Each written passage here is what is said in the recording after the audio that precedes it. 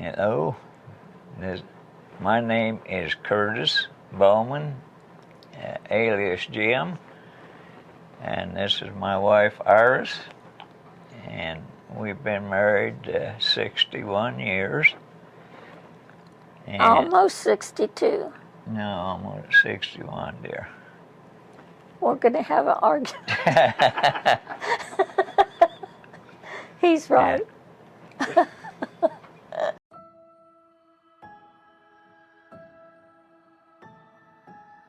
I'm Iris Jean Bowman, and I was born in San Bernardino, California, on April 9th, 1943. And my mama's name is Ruth Laird Raberdeen, and my daddy was Otto Howard Raberdeen. And I was the, excuse me, the third girl born in their family. And my brother didn't come along until a year, 18 months after I did. And we were both born in California, but Mom and Daddy came from, and my two sisters came from Kansas. They were all born there. And they went out to California because my grandma's husband, my grandpa, Earl Laird, had a job on the railroad, and the railroad sent him out to California. So Mom and Daddy was tired of the farm in Kansas, so they ventured out to California, and that's where Gary and I were born.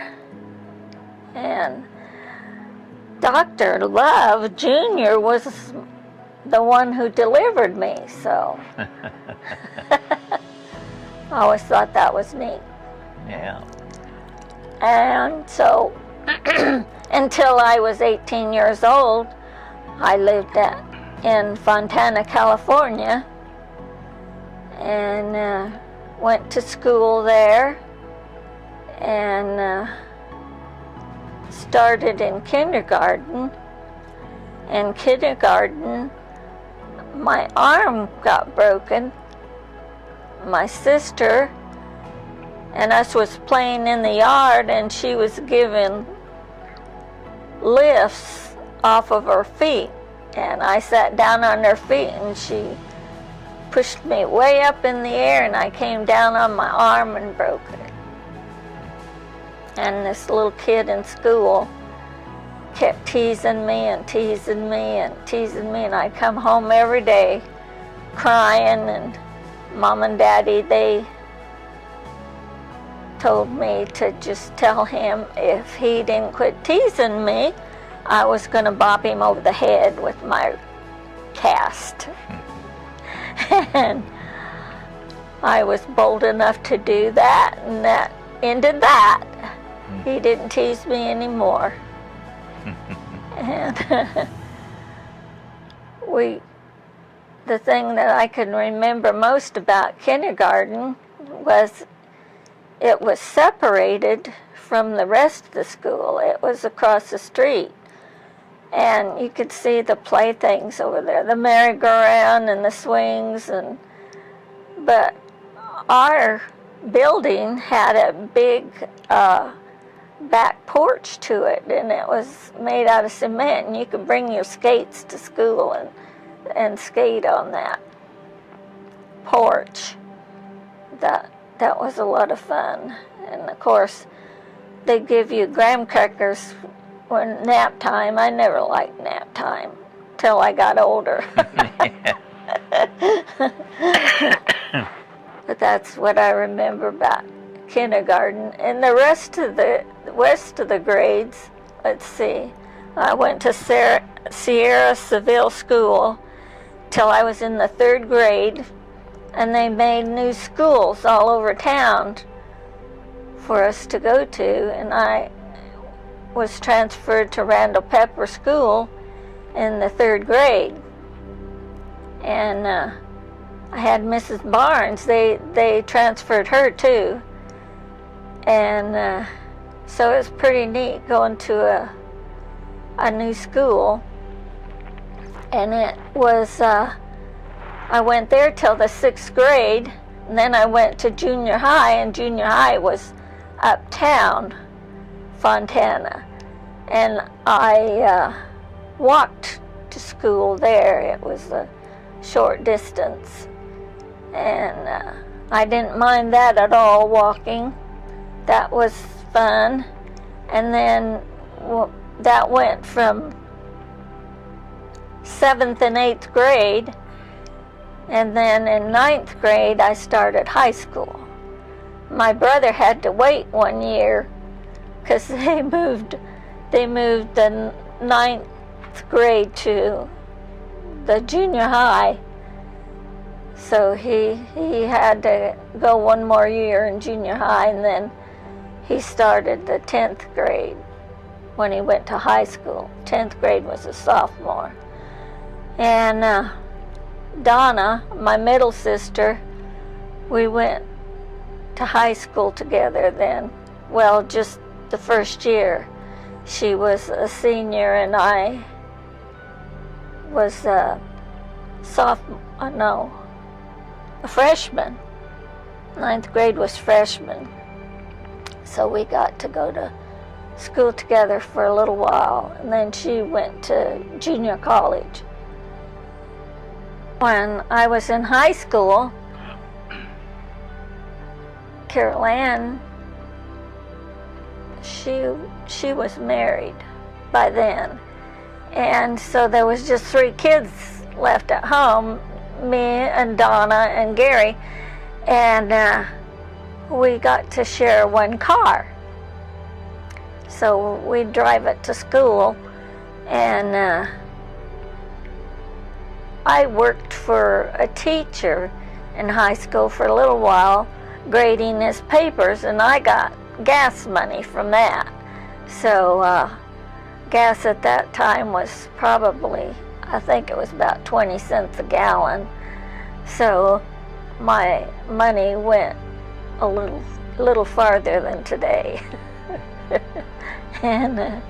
and one day, I don't know whether one of the other kids was using the car or what the deal was. I don't remember, but Daddy took me to school in his truck. And that wasn't too great for me, riding in the truck. and so when we'd pass some kids that was walking to school, he'd honk the horn. And I'd bend over in the seat so they couldn't see me because I was embarrassed. But every kid he came to, he honked, and he just got a big kick out of that because that was embarrassing for me. But I should have been grateful to get a ride to school, is what I should have been. Yeah. Things change. Yeah, they change. Well, I think it was when maybe I was, excuse me, 8 years old, Carol Ann brought home a puppy. And Mama let us keep her. We named her Cookie. She was the best dog a kid could ever have. We played with her, and we'd dress her up in doll clothes, and I'd put her in my buggy, my doll buggy, and Mama came out one day and found her.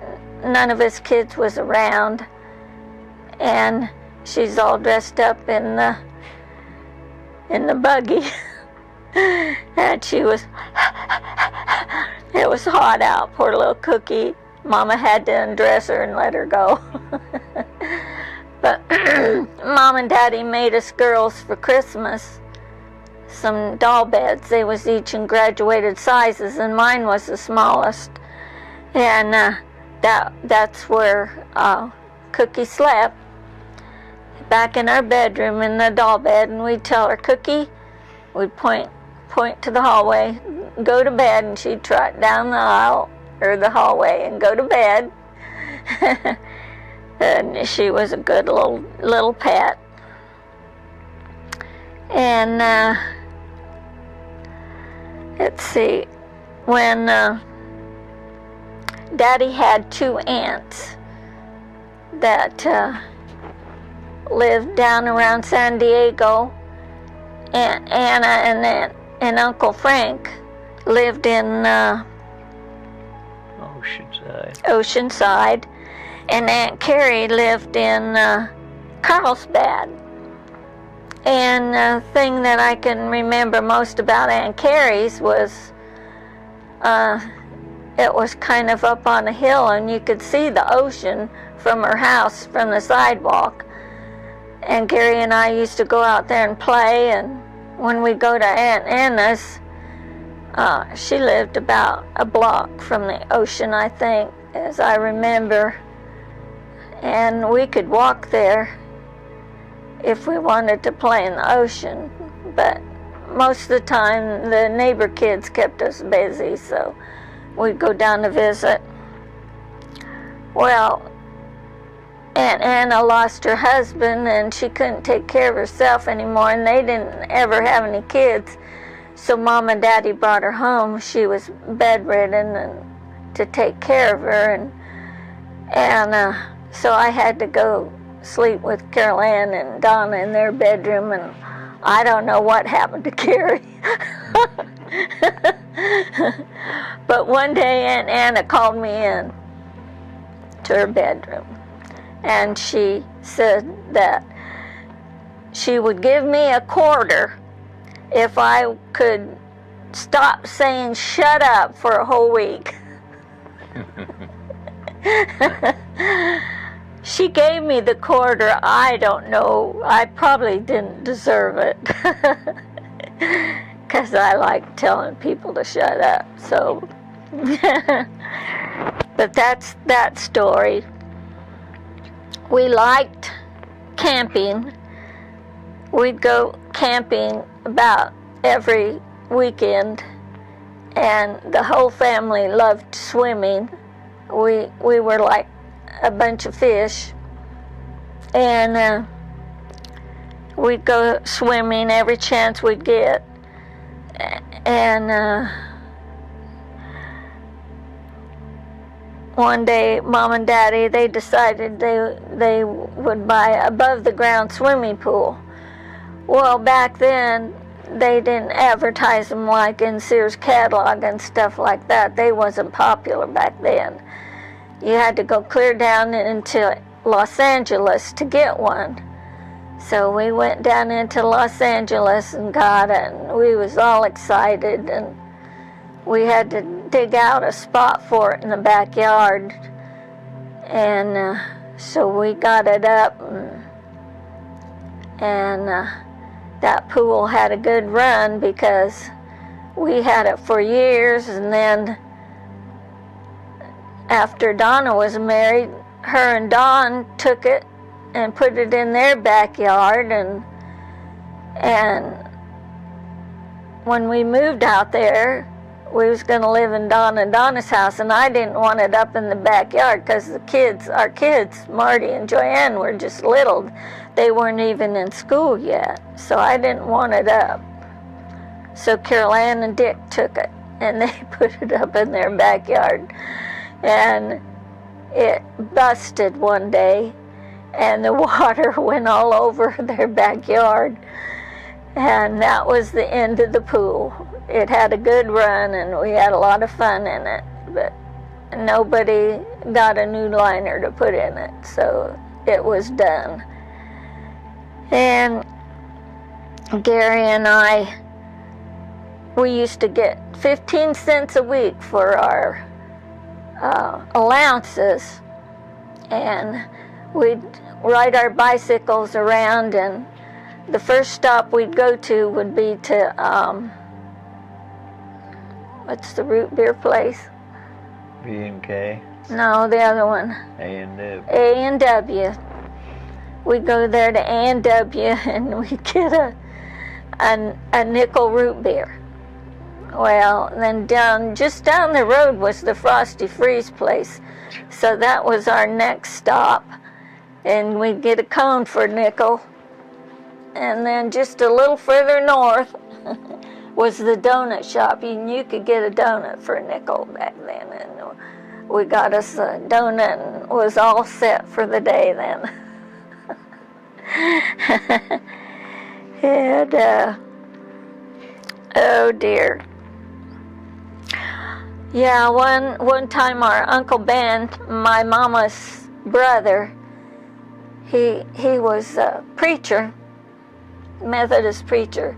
He come down to visit the family every now and then, and Gary and I decided we wanted to go back home with him and stay. He told us we'd have to stay for a couple weeks, and we said, well, that's fine. So we went home with Ben, and he lived at Shell Beach, California. And it was right on the ocean. You could just walk down the street, and the beach was there, but it was down. It was up. We was up on a cliff, and you had to go downstairs to get to the beach. Nobody bothered you or anything. And so we'd play at the beach, and then we'd go back home and play around the house and the church there that he had. And one day he decided there was a hill behind the town there, and across the highway, we wanted to climb that hill. And so one day he said he'd take us up that hill. And so we climbed and climbed and climbed. It was a short hill, but it was a tall hill when you went to climb it. And the owner caught us. So my Uncle Ben told him what he was doing, so he said that was okay. So we finished our climb. It was a great view when you got to the top. Gary sent me a picture here a couple years ago that showed that hill, and there was new houses covered that hill. You couldn't even tell it was the same hill. And one day he took us into San Luis Obispo, and it was inland, and it was hot that day. So he decided, well, he'd get us a cone, and he bought us a cone. I know that thing was that tall, and it was only a quarter, but we had to eat it fast because it was melting faster than we could eat it. But we had fun there. We was glad to get home, though. After 2 weeks, he took us back home. Oh yeah, and I wanted to tell you about when we would go camping. Mom and Daddy put a mattress in the back of his truck. It had a topper a topper over it, and they'd sleep in the back of the truck. Carol Ann and Donna had the tent to sleep in, and Gary and I slept in the car. He got the back seat, and I got the front seat with the steering wheel. But I didn't mind that because I could lay there and I could look out the front windshield and see the stars up in the sky, and that was pretty neat. And then when we'd have breakfast outdoors, Mom would cook bacon and eggs and pancakes. They were good outdoors. And we'd go to the Club San Moritz. Mom and Daddy belonged to that. And later on, they built a cabin up there. And we'd go to the cabin and stay with them sometimes. But we'd go swimming at the club, or they had an ice skating rink that we loved to go and skate on the ice. And we only ate in the clubhouse once because it was expensive. But most of the time Oh, Gary and I went hiking one day, and we got lost. And I said, well, our camp spot's back this way. And he says, no, it's back this way. And I said, no, I'm going this way. And he says, well, I'm going this way. Well, I got back to the camp, but there wasn't any Gary there. Mama, she was petrified. But pretty soon here came a guy, and he brought Gary back home. Couldn't get rid of him. One day, Mama took us over to Ontario, us girls and Gary, and she says, you girls watch Gary, I'll be right back.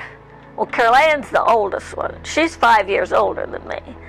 So he somehow gets the door open to the car, and he gets out, and he walks away. None of us girls stopped him. Mama got back to the car. She was petrified again. Where's Gary? We don't know. And here comes the policeman with Gary in his car, and he's eating an ice cream cone. He always gets away with his nonsense, and us 3 girls get blamed for it. Oh, one of the Christmases I remember, we was all at home, and we must have been in high school, because I remember Gary sitting in the corner in the rocking chair. Well, he was going with Debbie, that's his wife now, and she just lived across the street. He'd go over to visit her, and then he'd come back and call her on the phone. And we used to tease him about that. Anyway, she gave him a gift. It was under the tree. That was the only gift he was getting that year. He just sat there and he looked really downhearted because he wasn't getting no more gifts. And we was all having fun there, opening our gifts, and all of a sudden, Daddy says to Mama, he says, Ruth, where's that jacket we got Gary? And she starts thinking, oh, so she went back in the bedroom and started hunting, and she brings out this great big bag full of presents. And boy, he got a great big smile on his face, and I think that was about the only time I felt sorry for my brother. Oh, what else do I have written down here I can tell you?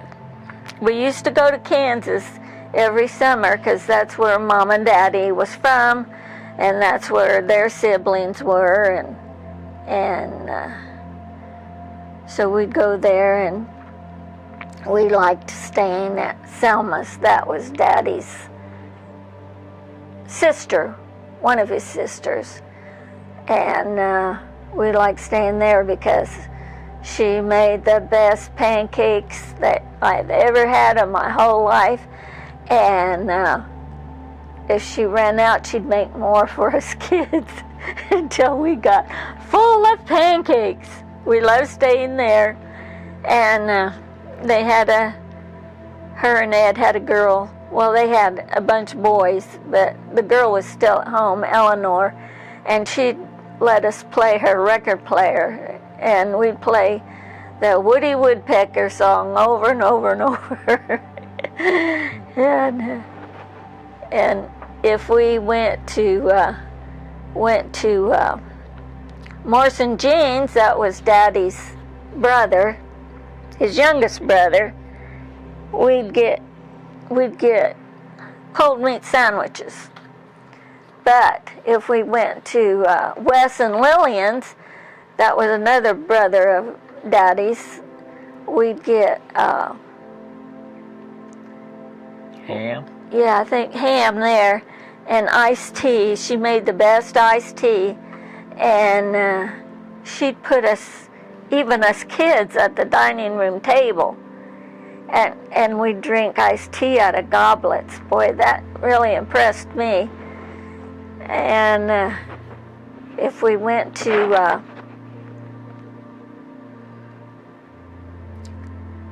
what was the other one's name? His other sister. Selma? No. Bertha. Bertha was his other sister.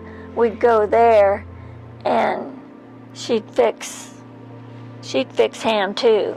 I think Lillian fixed fried chicken, and we'd play with the kids there because Marcy was Gary and my age, and they had this lane they went down, and it would go down. We could take our wagon and run down that hill and play with her all day long. And then they had upstairs, they had a room that was kind of like an attic off of the room. You'd go through a little door, and that's where she had her playroom in there. And boy, she had a good playroom in there. We could play there a lot too. That was usually our trips to Kansas. One trip we had, I can remember, we was coming back home, and we was trying to find a place to stay all night.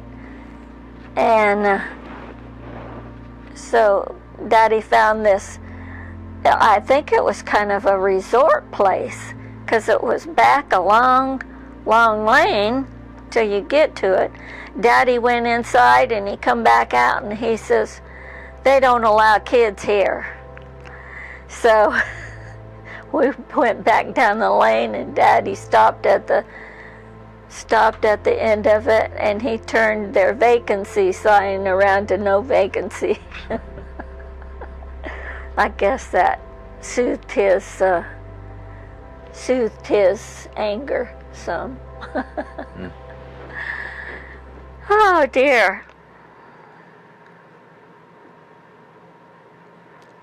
Oh, Andrea, my girlfriend, she lived next door, and we've been friends ever since I know, even still today. She writes to me and I write to her, but she lives in Wyoming. Yeah, Casper, Wyoming, and she has 4 kids, and I don't know how many grandkids she has by now, but we always played together and grew up together, and she was a good friend, and her dad was killed in the war, and her mom always had a picture of him on her dresser in her bedroom, and he was a nice looking man, and I don't think Andrea ever knew him, but she had a grandpa and a grandma. And they were Polish, they spoke in Polish, you never understood them, but her mom understood him, but he was always grumpy. And I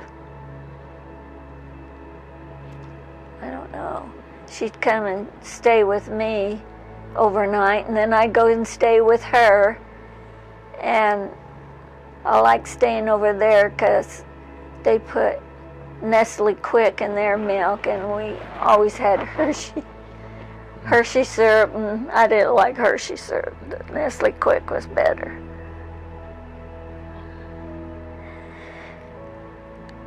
Oh, yeah, Christmases, we'd always go to Carol Ann's on Christmas Eve and open presents there. And Carol Ann, this one year she got Donna and I, back then, full skirts. The fuller they were, the better. So she got us these slips that were netting, and they were really, really full, and they get your skirt out there really nice and full. And because we babysitted for her, she didn't want us lose us for babysitters. And then they'd come to our house Christmas Day, and Mom would cook breakfast for everybody. And then Mom would cook a turkey too for Christmas Day, and we'd all get around the dining room table and eat and use her Irish dishes. I have the Irish dishes now. She got them at Woolworths, and she paid they were called carnival ware, and they weren't very expensive. But when she gave the set to me, she didn't have enough dessert dishes, so she went and bought dessert dishes to fill the set out again, and they were $6 a piece for a little dessert dish. So they've grown they've increased in value. Donna got her what was those called there? They were made in Kokomo. The silverware? Derelight. Mom and Daddy got Derelight, and it was made in Kokomo. And they had that when we was little kids, the Derelight. And let's see. Oh yeah, we always liked going to Parasail Park, and that was over in San Bernardino. And everybody'd get together, and we'd take a picnic over there, and they had a pool, and they had play stuff. They had the longest slide, the tallest slide I ever seen, and we kids would love that. And our uncles, Uncle Bob and Uncle Ben, they'd swing us on the swings till they was wore out, and we wanted more. That was a lot of fun. And they had hills.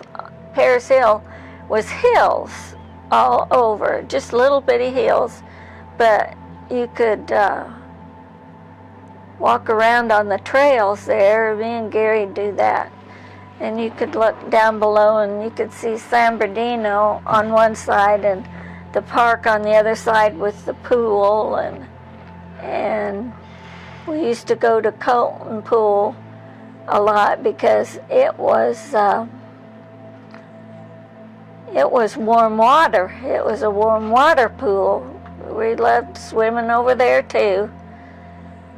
Anywhere you could swim, we loved it.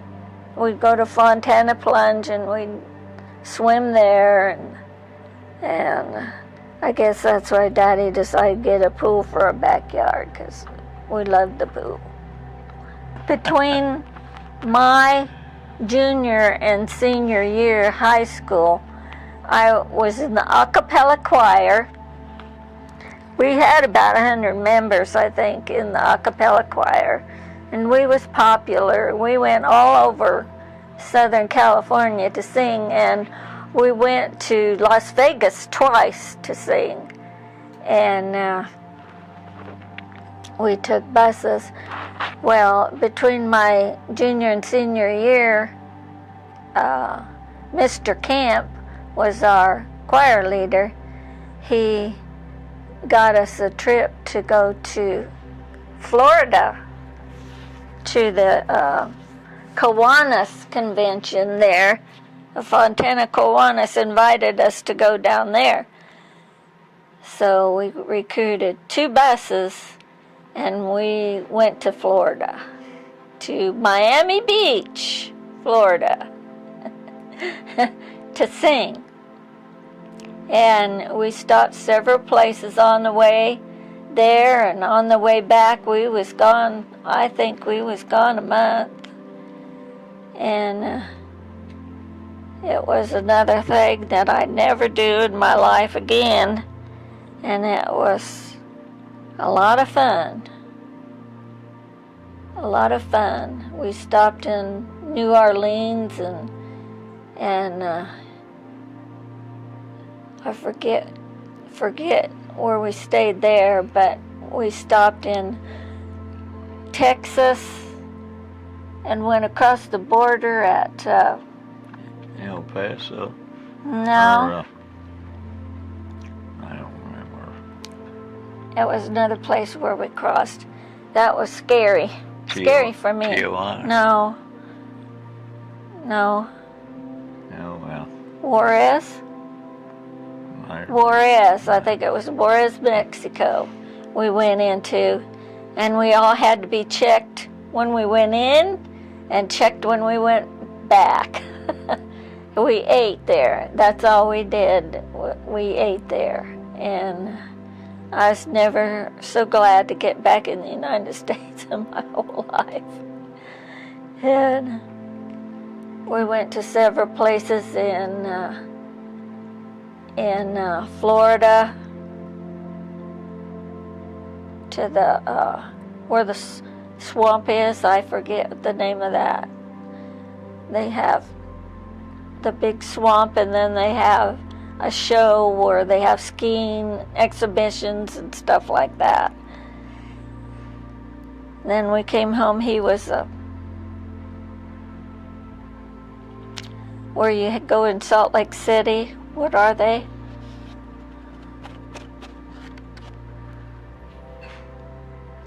Tabernacle. The Tabernacle. Yeah. Yeah, we went to see that when we come back through. And he recruited people in Salt Lake City or wherever we stopped at. He knew people there, and we stayed at people's houses. And then we come back home. That was a great trip. Yeah, I was born in Kokomo, Indiana.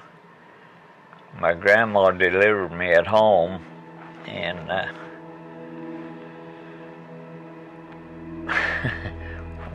She said, yeah, I don't want to tell that. well, yeah, tell it. Well, she always told me if her paring knife had slipped, I'd have been a girl. So she was a good lady.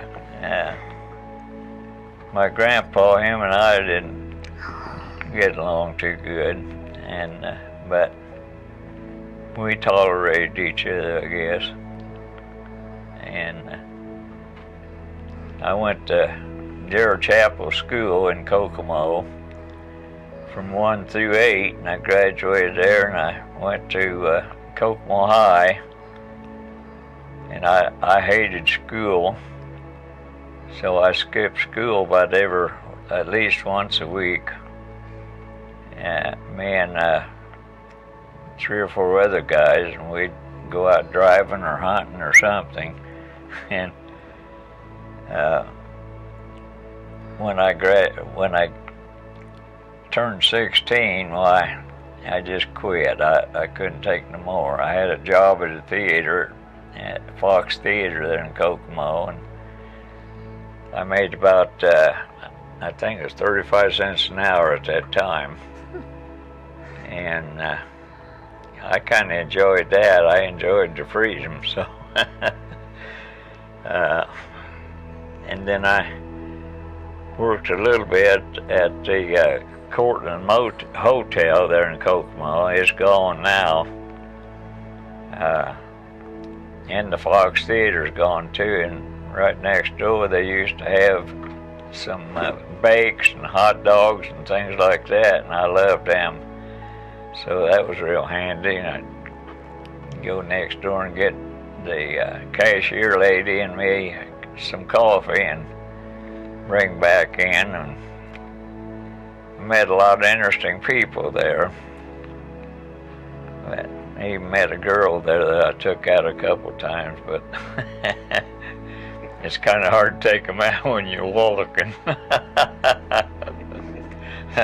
I remember when I was about 6 years old, I went to school one morning, and our house sat on Reed Road on the west side. There was just a gravel road down through there then.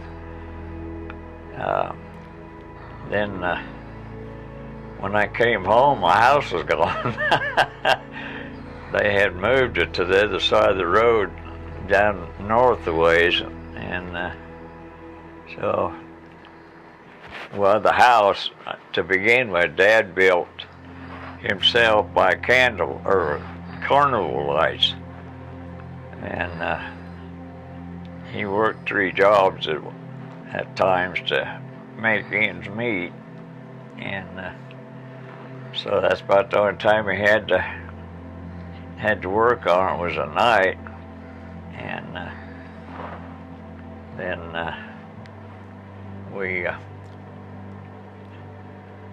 I remember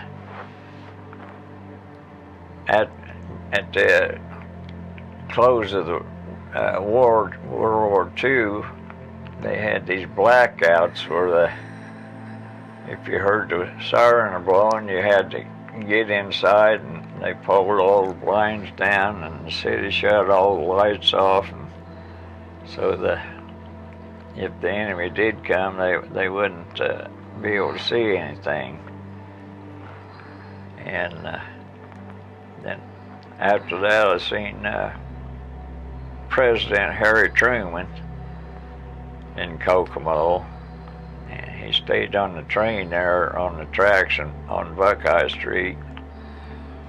And then later on, I seen Audie Murphy there, and I guess I was a cowboy, so I liked him better. And then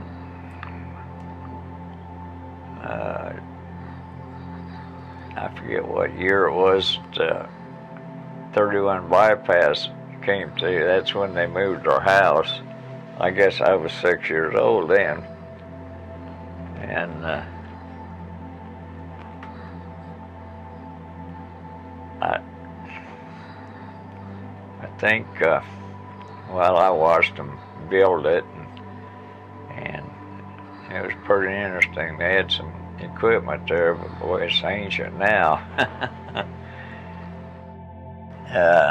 When I was in high school, I used to walk over to, well, it was Sam's, or Johnny's then. It was the Union Grill, and I could buy baked hamburgers for 25 cents a piece. And now, or you can get them 2 for a quarter. It's 15 cents a piece, or I could get them 2 for a quarter, or, you know, all 1 for a quarter. But I really loved them. They had coney dogs and the baked hamburgers both at that price, and now I think they're $1.65 or 85, something like that a piece, and they're not near as good as they used to be. So, and they had a day-old bakery a couple doors down from Johnny's there, and you could buy nickel donuts there, so I'd get me a bake or 2 and eat, get me a donut on my lunchtime. But Johnny, he was the original owner of that place, and he could he put it, raised his arm up like that, and he'd line them bakes up his arm and put mustard and stuff on them, and I never seen him drop one of them. So We've been requested to tell how we met. Some 61, no, it's been longer than that. Over 60 years ago. Grandpa was in the Air Force, and he was stationed in Texas. Well, my sister had a boyfriend that lived right next door to us. And he was fascinated with us girls. He come over all the time. As a matter of fact, can I tell a story on him, Curtis? He come over one day. I don't know who let him in. Somebody let him in. And he went looking for Donna, I guess, because he went down the hallway. And he ended up at the end of the hallway was my mom and daddy's bedroom. And my mama was standing there in her underwear. And she got him by the ear, and she took him down that hallway, and all the way down the hallway he's saying, "Mrs. Riverdine, Mrs. Riverdine, Mrs. Riverdine." She took him to the front door and opened the door, and out he went. And she shut that door and locked it that time, I guess. But that's the story on him. There's another story on him. After we was going together. Anyway, he went in the service too. And he got stationed at the same base Jim was at. It was Amarillo, yes. Amarillo? Yeah, and then he went to Clovis, New Mexico, and I came to California. Yeah. They shut the base down there where he was at, and he went to California. Well, before that, Donna and I sent Terry pictures of us, and he showed them to Jim, and he liked my long blonde hair. Yeah. So he started writing to me. I think he probably wrote me maybe 5 letters. And then he decided, well, it wasn't no use to write me any more letters because he wasn't ever going to get to go to California. Well, they shut the base down and they sent him to California, and they sent Terry to Clovis, New Mexico. To New Mexico. So George Air Force Base was up on the desert. It was only maybe how far from us? Probably about 45 miles. 45 miles from us. So he come down to visit Terry's folks because he had met them when they come to visit Terry in Texas. And the guy that brought him down, well, he called me. He called me on the phone, and I asked him if he was going to come over. No, he had that Indiana drawl. He had a bard. He didn't get shade. He wasn't going to come over. I said, okay. So I hung up and forgot all about it until they pulled up out in front of our house. And I was in the process of putting my hair up in pin curls. And so I started taking my hair down real quick to comb it out. And somebody let them in too. I didn't let them in. But I came into the living room, and Jim was sitting in the rocking chair, petting our dog Cookie. Over to my left and over to my right was the other guy over in the other corner. And I'd never seen a picture of Jim before. I didn't know what he looked like. And so I come and I stood in the doorway, and I looked at him and I looked at the other one. Neither one of them would tell me who they were. And so finally I said, well, which one are you? And the other guy goes like this, pointing over to Jim. And I don't remember him saying anything. Did you say anything to me? Well, before I left, I did. I talked to you. What did you say to me? I don't remember that. I don't remember saying anything to me. They got up and left, and so I just went in and put my hair back up in curlers. And that was the first time we met.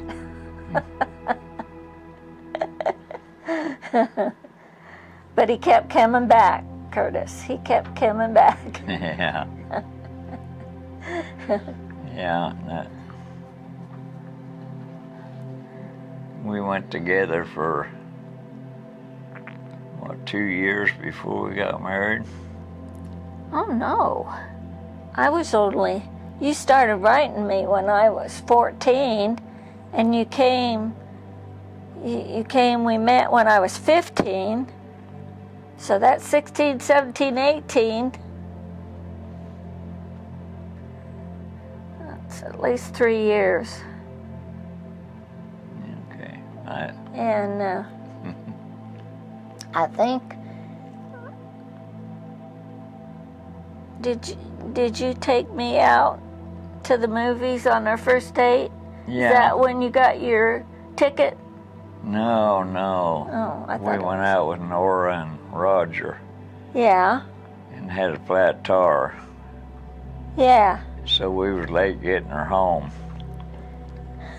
And she told her dad, and I don't know, I think the next time I seen him or something, he said, which tire?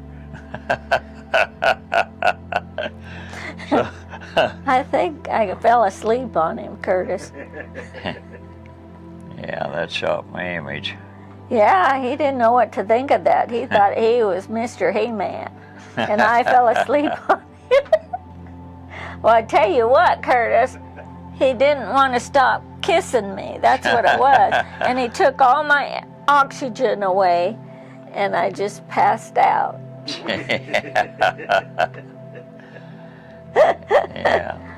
Yeah. Well, that was our first date, right? Yeah, that was our first date. Yeah, when you had the flat. Yeah. Then, I forgot what I was going to say now. I don't remember. I don't either, but he would invite my mom and dad to go with us on our dates. That just made me so mad. We'd take them and we'd go miniature golfing. Yeah. Well, we went to the Bull and ate steaks too. Yeah. They were real reasonable, about $1.50 for a nice big steak, and they were good. And we went to the trails. It was good. Other than they had a mirror girl there, I didn't care for that. She was in the nude, laying down at the bottom of the mirror, and it almost made you sick. I don't remember him getting sick over that. Well, I said it almost made you sick. Yeah, almost. That's why you kept going back, right? Yeah. Almost made you sick. They had real good steaks too for $1.25. Yeah. That's the only reason we went there. But he'd come down on the weekend to see me. And he just assumed that I would keep that open for him, you know. And so, while Terry was gone, my sister's boyfriend, why, Mr. and Mrs. Copus wanted to keep her busy because they wanted her to marry their son. So they kept her busy so she couldn't go out with anybody else. Well, their nephew came to town. Frankie was his name. Yeah. And so they called me and wanted me to go out with Frankie. I said, well, sure, I'm not busy. Nobody's called me and asked me to go out. So I went out with Frankie and them. It wasn't with him by myself. I went out with them. And he had come down that weekend to take me out, and I was already gone. And that made him kind of upset, I think. No, not kind of. Oh, it did make him upset, Curtis. So he started calling me on Wednesdays then to reserve my attention for him on the weekends, you see. Well, Mr. and Mrs. Copas kept me out till after 12. And when I came home, Mama was waiting on me. And she says, I thought I had you trained with Jim. And I said, well, I was with Mr. and Mrs. Copas. Well, that didn't matter. I don't know what I was supposed to do about it because I didn't have my own car. I was in their car, so we had to be in by 12. Yeah. And by the way, when we was going together, we was out by the pool. I think, no, you wasn't swimming. You was fully dressed. Mm-hmm. So was I. And Terry was there, Copus, and he was always there. yeah, he was gonna pick ours up and he's gonna throw her in the pool with her clothes on. Well, that didn't set right either, so I picked him up, held him over the pool, and he kept saying, don't put me in, I got my new $100 shoes on. Got my $100 shoes on. Pow, he went in the water. Before he even hardly got it out, he was down in the water. Yeah, I was surprised his mom and dad even spoke to me after that, but they did, so. Yeah, Mom and Daddy really liked Jim because After that, because they didn't care for Terry. he made real points with them when he did that. Yeah. Yeah.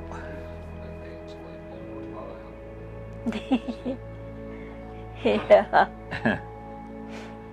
But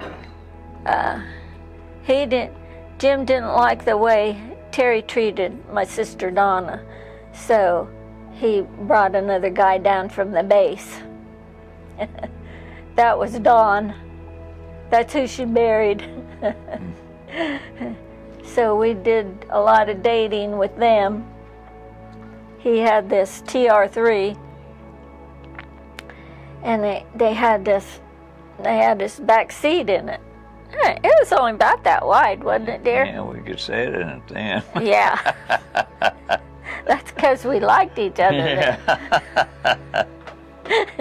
So we sat in the back, and they sat in the bucket seats in the front, and that's the way we went around until they got orders to go to Spain. So he sold the TR3, and he bought this, what is it, 50 or 51? 49 Ford, black. And it didn't have a headliner in it. It had polka dots painted in it. And I don't think it had back windows in it, did it? Side windows? Yeah, there wasn't no back doors, though. It was just two door. Oh, well, I remember the wind coming in there, and it was cold. Well, yeah, oh, you mean it didn't have any glass on it? Yeah. No, or it didn't roll up or something. Yeah, something like that. And I remember being cold, too. And what, it didn't have what gear in it? Well, after we drove it a while, the reverse gear went out on it. It was a overdrive transmission. So if you parked any place where you had to back up, you was in trouble. You have to get out and push it out. And so us girls really went down into status. We went from a TR3 to this. But they didn't mind. We didn't mind. Yeah, that car, I had it down in Fontana one time, and I stayed at this hotel down there for $2 a night, and I came out the next day to go over to pick her up, and the cop was sitting there, and I had to back up, so I was in trouble. when I took off, you had to take off in second gear because you didn't have first or reverse in it. And when I took off, it boom, boom, boom, boom, boom. And that cop just stood there and looked at me.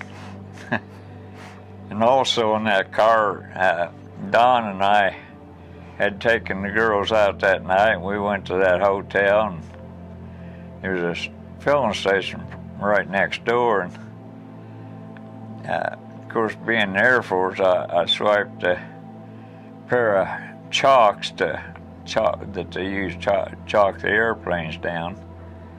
And we pulled in that gas station. I jumped out and threw them chalks in, and the police pulled up, and they checked us out and everything, and said, "What's going on?" And then they said, "Well, there was a robbery in Colton, and the car description matched this." Don said, "You mean there's nothing like this around?" So finally they said, "Well, I think they're all right," so they left. Yeah. Really? All right. Yeah.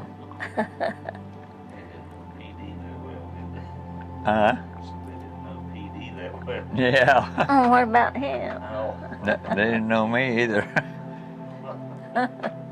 But I think we need to get into the family now. After we was married and Marty was born. Well, I have another story I can tell. Okay. It was my birthday when I turned 17. I think it was my 17th birthday. And I was sick. I was real sick that year. And the girls that I went around with in school, they had a party. There was 3 of us girls that had their birthdays in April, and they had a party, and I couldn't even go to that because I was sick. And he couldn't come down to the base because he couldn't get off work. And so I was really sad. And he called Carol Ann, and because he'd left this birthday present for me at my sister's, so she brought it over. And I opened it up, and there was this pretty dress, Curtis. It was spaghetti strapped, and it was white background with aqua circles, polka dots all over it, and it had a cummerbund and zipped up the back, and it had a little jacket to it also. Cost me a month's pay. Cost him a month's pay, Curtis. He said he went to Penny's and he saw it on a blonde dummy there, and he thought it would look really good on me. I was no hick country boy. I didn't know what a mannequin was at that time. That's what I meant to say, but... Yeah, a blonde dummy. So go ahead. Yeah.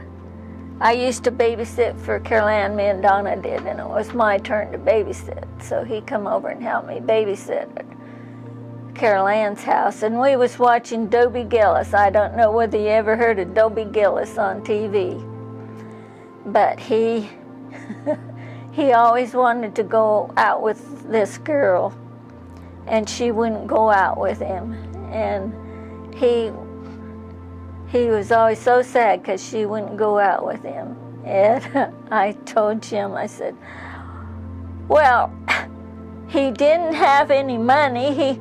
He shouldn't expect her to go out with him if he didn't have any money. Well, guess what? I didn't have any either. He didn't have any money. So what he does is he wouldn't tell me he didn't have any money. So he hitchhiked back to the base. You tell him what happened then. Well, I had a good sergeant. He was from Indiana, and but he was quite a boozer, but he was a nice guy. And if you needed money, he always had some to loan you. And so I went back and I seen him, and he loaned me the money. And then you and Donna came back to the base to pick me up, and I don't know what we done after that, but He had money then. But guess why he didn't have money? Why didn't you have money? well, I lost a poker game. That was more important than taking me out. No, it wasn't either. Well, must have been. So, that was some of our dating things. Yeah. Well, then after we got married, well, we was married a year and a week, and Marty was born.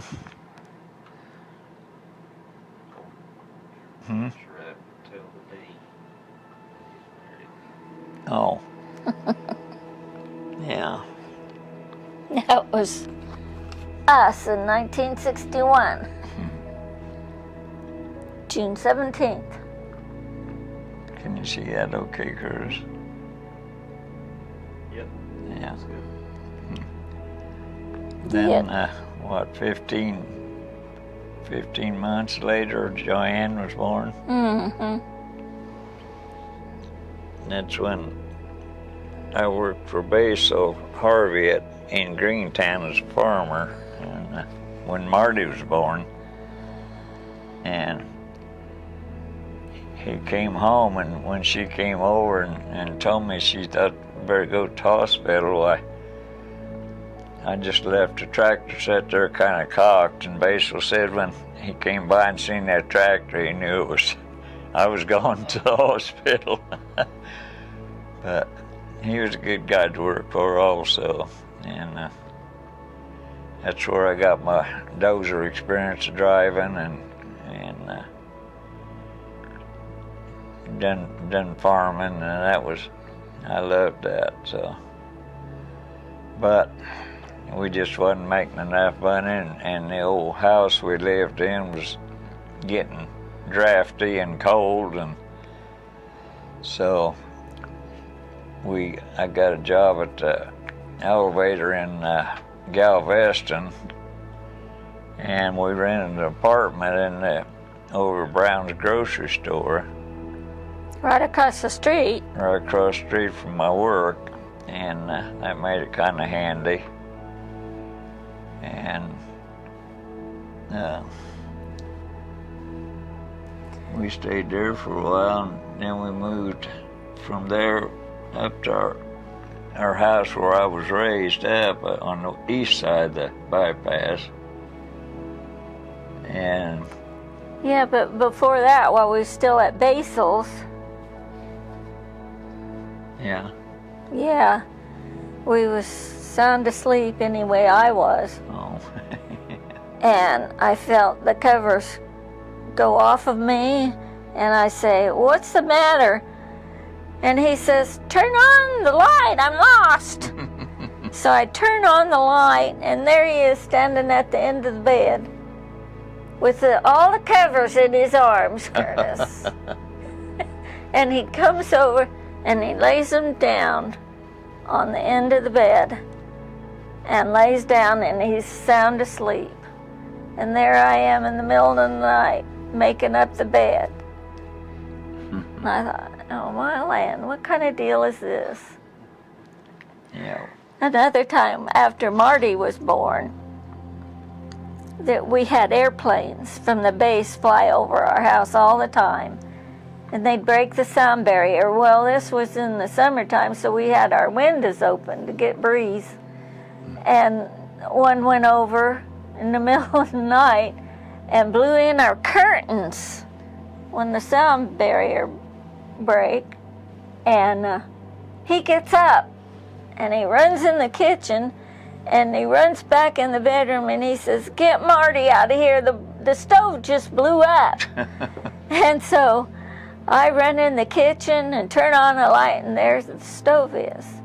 It's in one piece, pretty as it can be. And I go back in the bedroom, and there he is, sound asleep in bed again. Well, I had fog in my eyes when I went in there, so looked like smoke. I don't know. Yeah.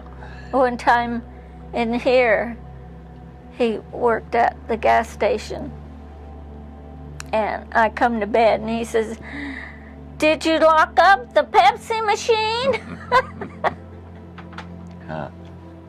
I said, "What?" He says, "Oh, never mind." Yeah. Well, I never knew a whole lot about Mom's family side of the family, and I really didn't know that much about Dad's side, other than Grandpa lived next door to us, so I knew he was a mean old man.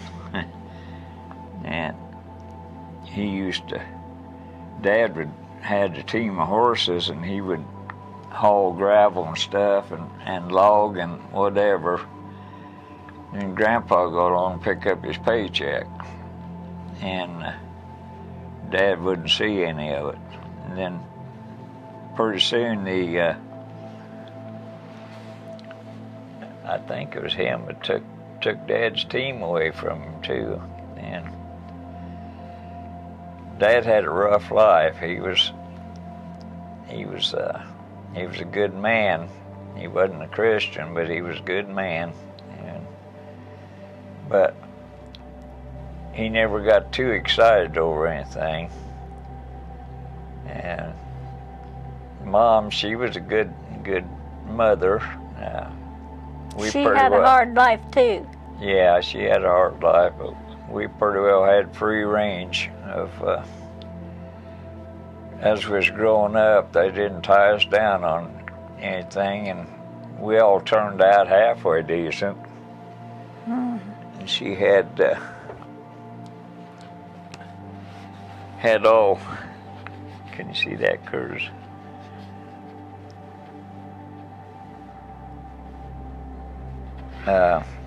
She had all us kids. This is a little reunion we had out here. That's my little brother, Max. Henry used to be, we always called him Dink. And He can't see that too well. well, no. Okay. Go ahead. You want this light on, Curtis? It's all right.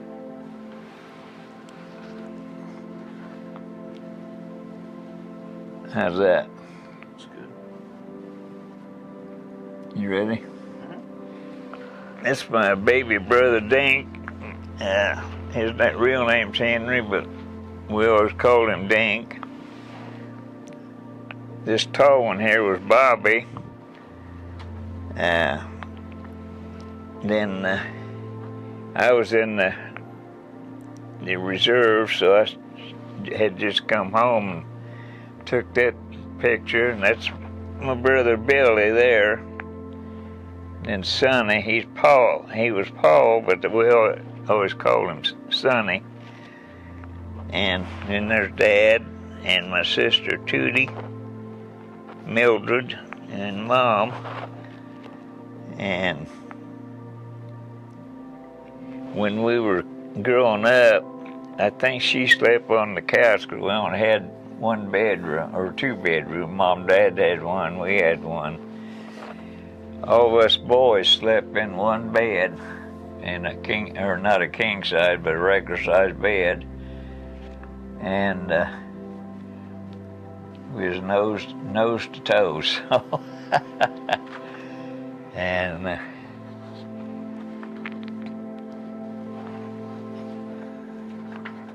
other than that, why, where's that other picture at Marty gave me? I don't know. I think it was a better picture than. Oh, that was Mom and Daddy. These are mine. So anyhow, I had a good life growing up. We didn't have a whole lot of money, but we never went hungry, and we was always glad when the garden came off, because Mom would make a great big pot of veggie soup, and I just loved that stuff. And we love fish. I love fish. About every Friday night, my aunt and uncles would come over, and Dad fry up a big bunch of fish, and that was good too. So that's about all I remember right now. I'll show your mom. Well, yeah. I did already, I thought. No. That was my mom and dad. Did she already Ruth. show that? I don't think so. I didn't Ruth think and so. Otto. No, I should have got that picture up there. Showed that too. There was something else I wanted to say, but I can't remember now. That little picture right there, Curtis. This one here? Yeah. That's her siblings. Yeah. Probably can't see them You real need well. water, Marty? It's my Is that sister just Carol water? Ann Getting out of the faucet? and me, I got a bottle of water in there. my dad, Sure my have, mom, my sister Donna, and my brother Gary. When I was expecting Joyanne, and Marty was almost 1, and Mom and Daddy wanted me to come out, so they flew me out to California, and Carol Ann, she was pregnant for Tracy.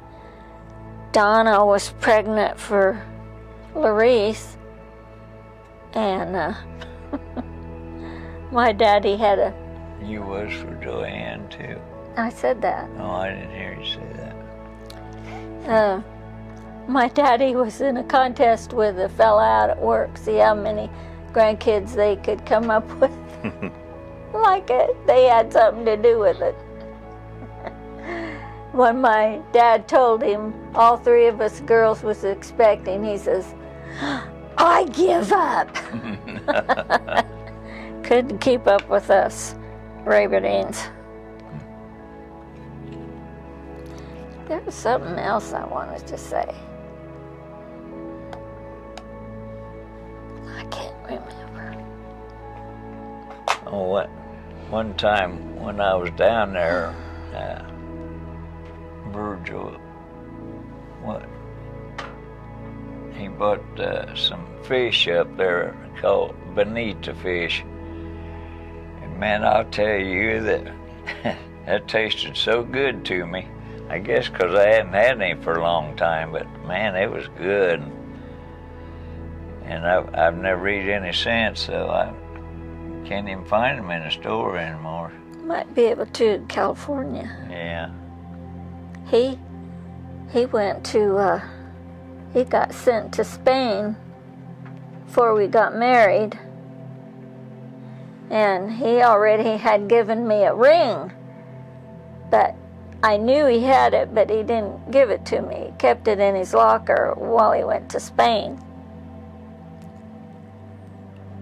And when you got back home, he gave it to me. So we started planning on getting married then in June. When did you get back home? October? Yeah, I think it was. Yeah. So then in April, he decided he needed to come back here to Indiana. And I thought, Yeah. what kind of deal is this? I thought we were getting married. We had already things planned. I had my dress, and everything was going good, my invitations, and he decided he had to come back home. Why did you have to come back home, dear? I just wanted to come back, I guess. My grandpa died too, but he had died after or before that, so I didn't come for his funeral, but I did come back at that time. And that was in April. April. And they had a deep snowstorm when he died. And he was at my uncle's at McGrawsville, Indiana. And Dad put chains on his car, and he finally made it out there to the farm. So he had to fight that. It seemed like when he put them chains on that tire, that cars, they would just go right on through. Well, I think you told me you had to make sure you was ready to be married. No, I didn't. Huh? I didn't tell you that. No. Yes, you did. I thought he already knew. He'd given me a ring. We're not going to discuss that on here anyhow, so. Well, I don't know. No. Go ahead. You said we're not going to discuss it, so I guess. Well, I don't want to discuss that. You got something else to do or say? No! I thought maybe after all these years you could tell me, so you don't want to. Well, after we got married, we lived here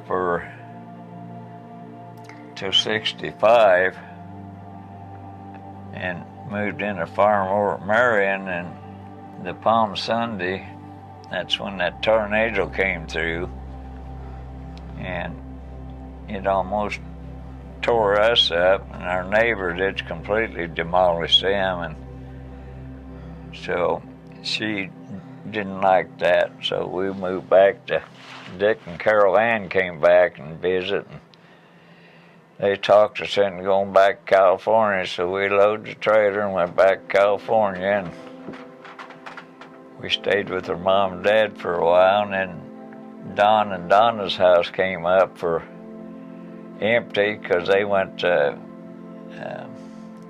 They moved closer to the base. yeah. Up on the desert. They moved to Apple Valley. Yeah, and then we lived there, and I worked at George again as a civilian, and I don't know how long I done that, but we moved from Don and Donna's to Apple Valley because it was closer to work, and then we decided we'd come back to Indiana, or I did. Iris wasn't too thrilled over it, I don't think, but No.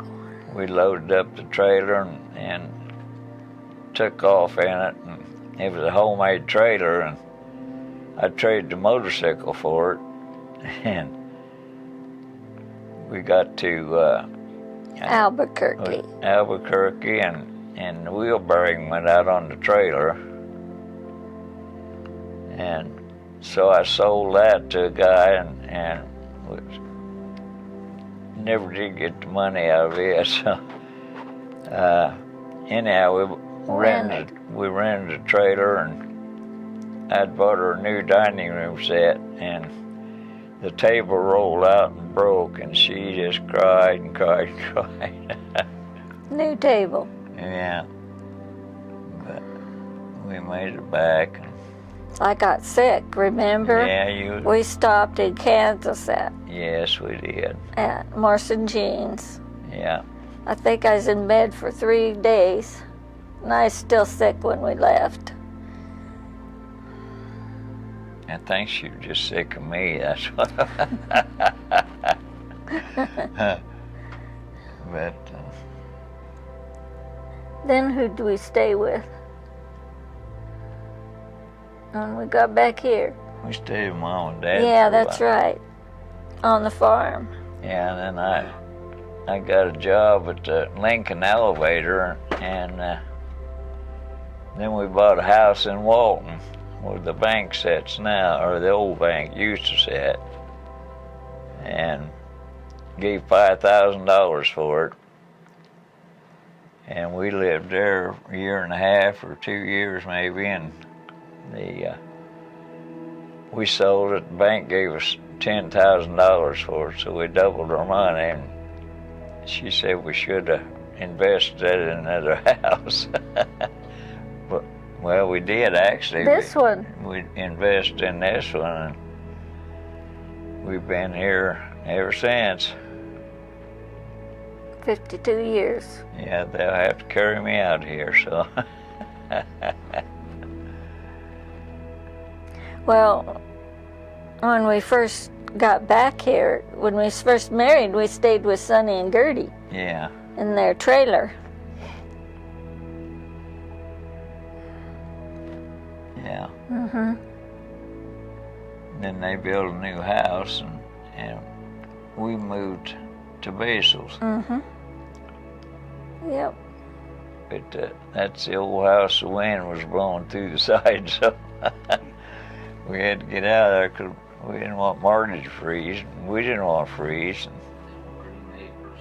Yes. Yeah, it was just about right. That's what it was, Marty. That's what it was. Way back off the road. Yeah, it was nice back there, but if the house had been decent. Oh, Oh, Freddie. Little Freddie. He yeah. helped Basil clear woods. And We pushed a tree over, and there was 2 baby owls in there. One died when the tree fell, and the other one was pretty chipper. So I took him back home with me, and I showed him she liked him, and so she'd get out and dig worms for him. he's just a little ball of fuzz. Yeah. Curtis, he was cute. As he grew bigger, why, he'd jump up on her mop bucket and he'd stand there and go. He fell in the mop bucket. Yeah, He followed me around the house. you was his mama. Yes. And I'd put him in a box at night, and one morning we woke up, and there he was on the edge of the box looking at us. We was still in bed, so we decided, well, he needs something over the top of it to keep him in there, and but I tried to get him to sit in the tree, and he couldn't sit in the tree.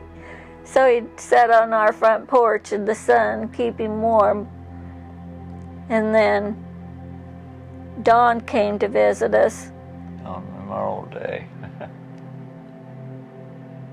and we had a nest of sparrows right Yeah.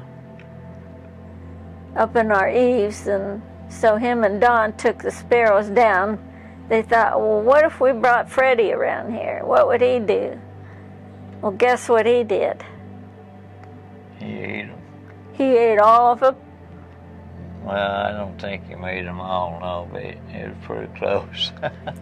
Poor little Freddie. The next day, he's dead as a doornail. I cried and cried and cried. Freddie was my little pet. Yeah. Them 2 guys. So they got a box and they buried him for me. Yeah. Well, Jim's mom always thought Marty, what did she call it? being Mark would be Mark. Yeah, that Freddie Marty, he was gonna look like Freddie Marked him. Yeah. That's what Marty kept going, ooh. Yeah. But he didn't. Thank goodness he didn't look like Freddie. Yeah. When we moved out here, Dad worked for farmers down in Galveston.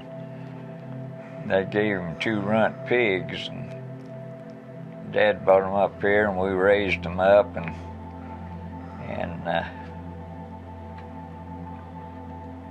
bred them back to a boar, and they throwed out pretty nice pigs. And Marty and Joanne was always good when I went to sell them, because I'd take them over to Hawkins Stockyard, and then they'd get a bottle of pop of some kind. And Joanne still talks about that. But that place is being tore down also. But one day I went out and I had an old sow that was down, and she couldn't get up. When we moved here, there was a part of a bottle of gin in the basement stairway, and I thought, well, maybe that'll help. So I gave her a shot of that, and she got up, and I gave her some more of it. And then I went back out the next day, and she was deader than a doornail. So there wasn't a lot of bacon, Curtis. But Are we supposed to tell him the tractor story?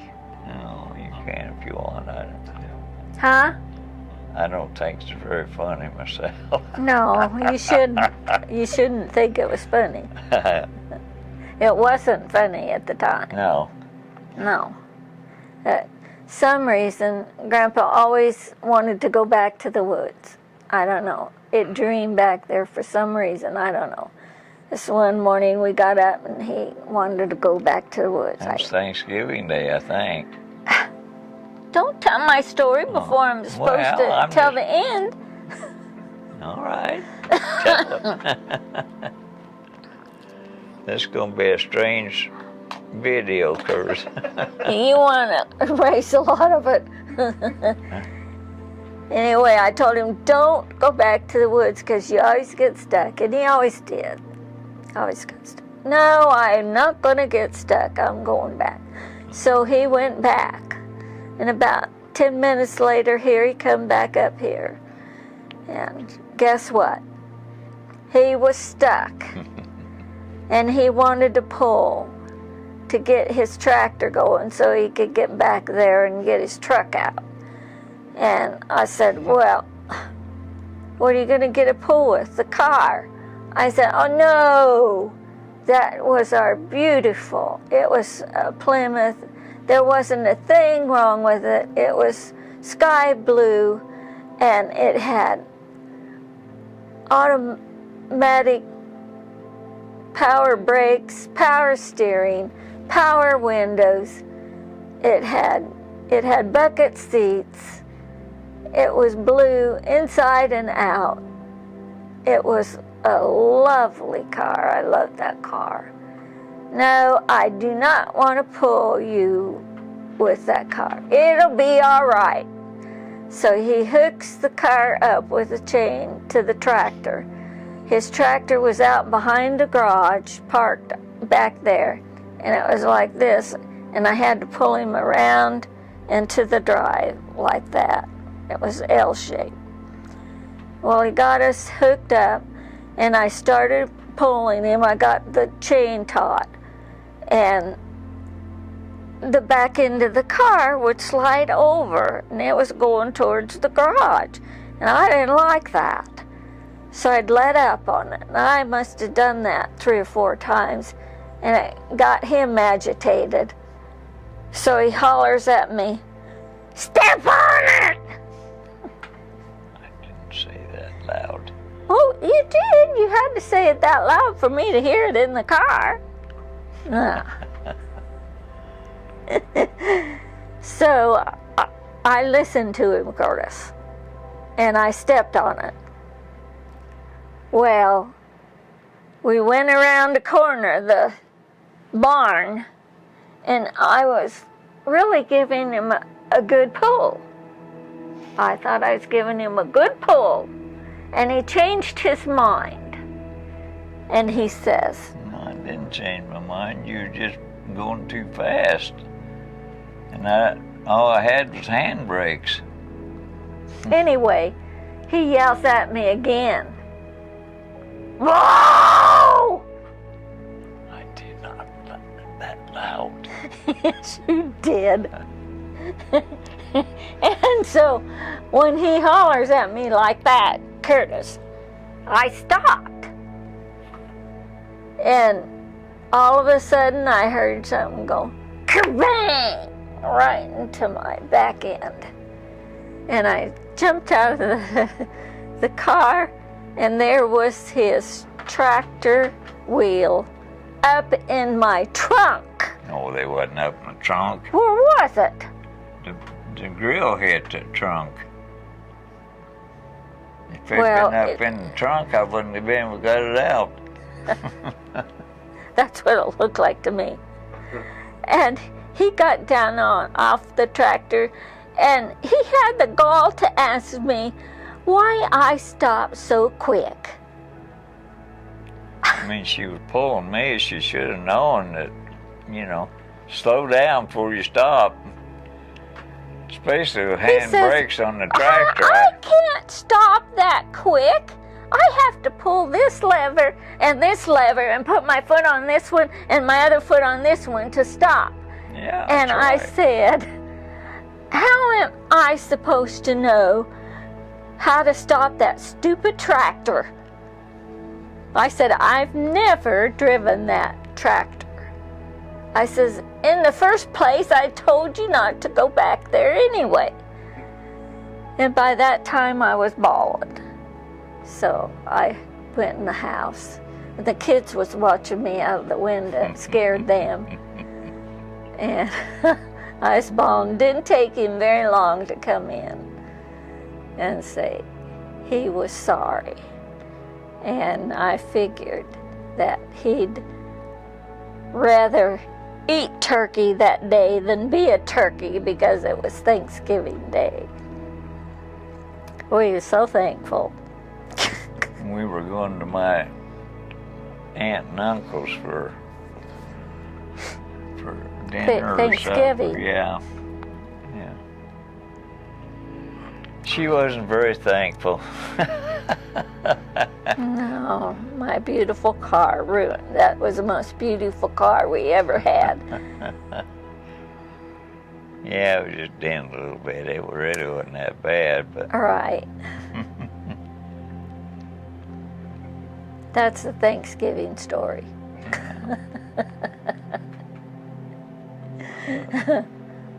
that's probably about the end, isn't it? No, I got another story to tell. Go ahead. Well, I was going to a ladies' meeting at the church with my friend Marcia, and we got back home, and of course we like to talk. We have a lot to talk about, our kids and stuff. And so she just parked out here in front and turned the motor off, and we sat there and talked probably an hour. And so I decided, well, I better get in. So I come in the front door here, and he says, where have you been? And I said, well, Marcia and I was just sitting out here talking. And he says, well, I got worried about you. You're late. And I says, well, sometimes I get worried about you too. When you come home late, well, you don't have to. I can take care of myself. And so the next Sunday we went to church, and some friends of ours, the kids liked visiting with their kids. They was all the same age, and so they wanted us to go out to eat with them and visit. And we said, well, that's a good idea. We'll go out with you and eat. So we went to Long John Silver's, in Logansport. We standing in line, and Jim says, well, I need to wash my hands. Will you order me a dinner? And I said, yeah, I'll order you dinner. So he went back to the restroom to wash his hands, and I ordered his dinner, and we all went in and sat down. I think the kids might have sat at a different table than we did. And we sat with our friends and talked and talked and talked. And I thought, well, I wonder where Jim's at. And so I sent Marty back to the restroom to see where he was at. Marty found a doorknob on the floor. So you picked it up, didn't you, Marty? And you put it in the hole, turned the knob, and there he was inside, locked inside. Yeah, I couldn't get out. I kind of tapped on the door with my boots, and I figured to get somebody's attention, and I was just about ready to crash the door down when Marty came. He could hear me out there. Yeah, I could hear her laughing. It made him mad. That irritated me more. It made him mad.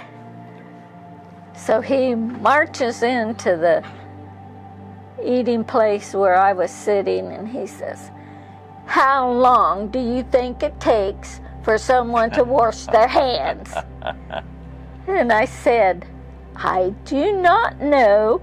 I never timed anybody washing their hands. And I says, besides that, several days ago, you told me you could take care of yourself. And so he did not say another word. He sat down and he ate his cold fish. I ate cold fish instead of cold turkey, so.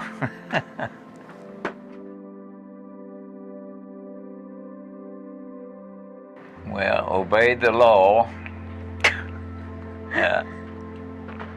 That's one, but the main thing is to seek the Lord and become a Christian. That's what I would say too. Yeah. One piece of advice. Get to know the Lord. Yeah.